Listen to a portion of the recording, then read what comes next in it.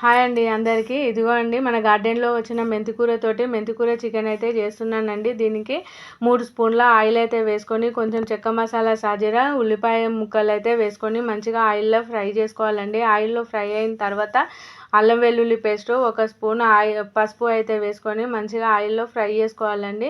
మళ్ళీ నేను దీంట్లో కొంచెం కొత్తిమీర కూడా వేసుకుంటున్నాను. ఈ కొత్తిమీర ఫ్రై అయిన తర్వాత మంచిగా నీట్‌గా కడిగి పెట్టుకున్న చికెన్ అయితే వేసుకోవాలండి. చికెన్ వేసుకొని 10 మినిట్స్ అట్లా మంచిగా ఆయిల్‌లో ఫ్రై అయ్యేటట్టు మంచిగా మూత పెట్టుకొని మగ్గించుకోవాలండి. మూత పెట్టి మగ్గిన తర్వాత మంచిగా కడిగి పెట్టుకున్న మెంతికూర కూడా వేసుకోవాలండి. వేసుకొని మంచిగా స్లో ఫ్లేమ్‌లో ఫ్రై చేసుకోవాలండి. అది ఫ్రై అయిన తర్వాత ఎవరి టేస్ట్ తగ్గట్టు వాళ్ళ కారం పొడి అండి. నేను ఇక్కడ 4 స్పూన్ల కారం పొడి, 1 స్పూన్ కొబ్బరి పొడి అయితే వేసుకుంటున్నానండి. దీంట్లో ఒక టమాటా వేసుకొని, 1 గ్లాస్ నీళ్లు పోసుకొని మంచిగా మగ్గనియాలండి.